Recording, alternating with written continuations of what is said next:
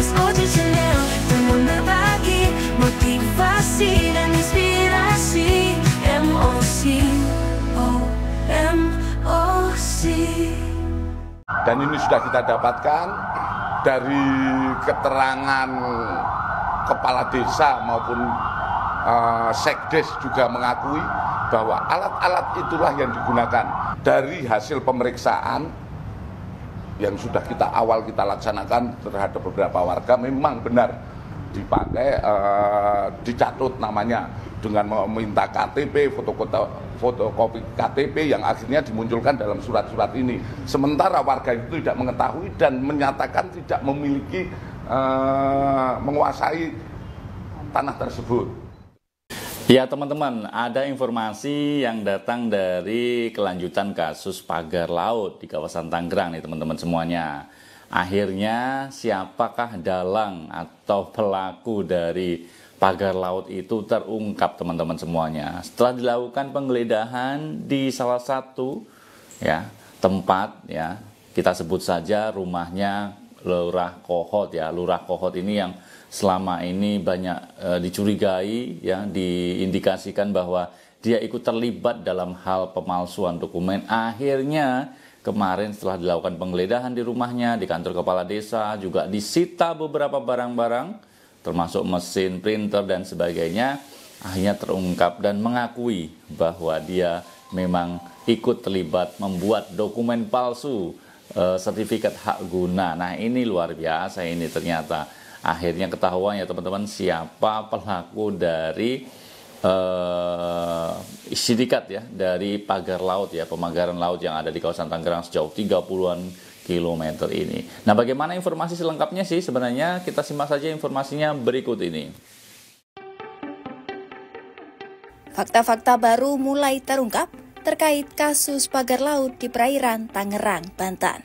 Polri pada Rabu 12 Februari 2025 mengungkap, Kepala Desa dan Sekretaris Desa Kohot telah mengakui sejumlah barang bukti yang disita penyidik digunakan untuk membuat surat izin palsu di lahan pagar laut Tangerang. Hal itu disampaikan Direktur Tindak Pidana Umum Bareskrim Polri, Brigjen Pol Juhandani Raharjo Puro. Dan ini sudah kita dapatkan dari keterangan kepala desa maupun sekdes juga mengakui bahwa alat-alat itulah yang digunakan. Penyitaan tersebut dilakukan saat penyidik menggeledah kantor Kelurahan Kohot dan rumah Kepala Desa Kohot Arsin pada Senin 10 Februari 2025 malam. Barang-barang yang disita antara lain 1 buah printer, 1 unit layar monitor, keyboard, serta stempel sekretariat Desa Kohot. Penyidik juga menyita sejumlah kertas yang diduga merupakan kertas yang digunakan sebagai bahan pembuatan warkah atau surat perizinan lahan pagar laut Tangerang.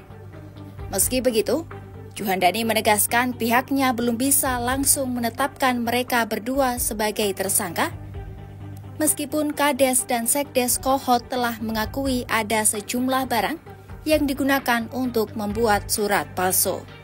Juhandani mengatakan pengakuan ini dinilai tidak cukup untuk menjadi alasan penetapan tersangka. Ia menyebut penyidik tetap perlu melakukan pembuktian atas fakta-fakta yang mereka temukan. Kan kita berprinsip pada pembuktian, terpenuhi alat bukti. Alat bukti itu berkaitan atau tidak. Inilah nanti yang akan kita gelarkan. Mohon doanya dalam waktu dekat. Kalau nggak salah, kalau saya analisa dari penyidik, mungkin dalam minggu ini atau minggu depan kita sudah bisa menggelarkan.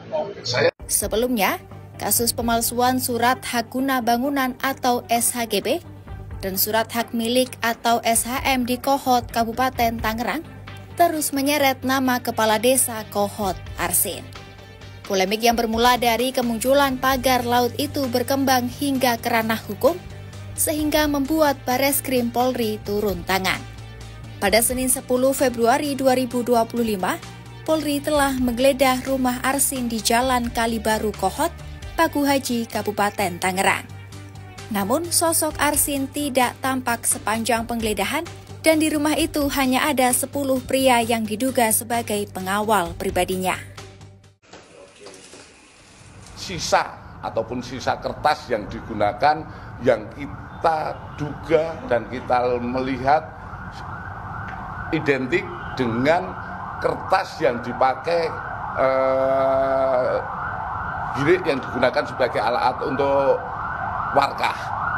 Dan ini sudah kita dapatkan dari keterangan kepala desa maupun sekdes juga mengakui bahwa alat-alat itulah yang digunakan.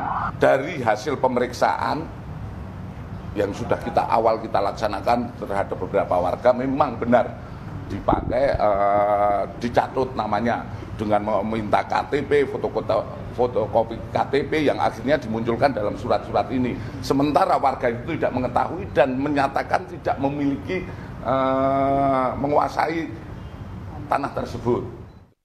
Ya, itu tadi teman-teman semuanya. Lurah Kohot ini memang sudah diindikasikan banyak pihak memang agak aneh gitu ya, terlibat. Kemarin sempat kabur, nggak mau diwawancari wartawan, dan akhirnya ketahuan juga tuh ya bahwa dia ikut membantu keterlibatan pembuatan dokumen palsu berupa sertifikat-sertifikat yang ada di laut tuh. Pastinya dia mendapatkan dong income dari situ. Nah, siapa pihak-pihak yang menyuruh? Ya jelas, ini pasti sudah mengarah ke oligarki, sudah perusahaan-perusahaan yang ingin melakukan reklamasi di situ, membangun untuk keuntungan mereka sendiri. Nah, Lurah Kohot ini memang sangat keterlaluan bagi kita ya. Di tengah dia memang merugikan bagi para nelayan, yaitu warganya sendiri, kok dia malah asik menerima dan ikut terlibat membantu pembuatan dokumen. Yang menarik bahwa dokumen-dokumen ini diatasnamakan warganya, dimintai KTP, ya, kemudian dibuat dokumen palsu atas nama warganya sendiri. Wah, ini keterlaluan bener nih Lurah Kohot nih teman-teman. Dan kita berharap dengan ketahuannya ini, meskipun sekarang Lurah Kohot katanya nggak tahu kabur kemana, kita berharap segera diusut tuntas dan Lurah Kohot betul-betul harusnya ditetapkan sebagai tersangka. Kalau betul dia terbukti dan sudah mengakui bahwa dia terlibat dalam proses dokumen palsu dari pagar laut itu. Baik teman-teman semuanya, kita berharap yang terbaik untuk rakyat Indonesia, keadilan ditegakkan dan jangan biarkan para oligarki menguasai tanah yang bukan miliknya, yang merugikan warga kita. Tetap jaya Indonesia, tetap maju bersama. Terima kasih teman-teman semuanya. Saya undur diri, saya mohon pamit. Sampai ketemu di lain kesempatan. Assalamualaikum warahmatullahi wabarakatuh. Mas Oji Channel dengan berbagi motivasi dan inspirasi. MOC.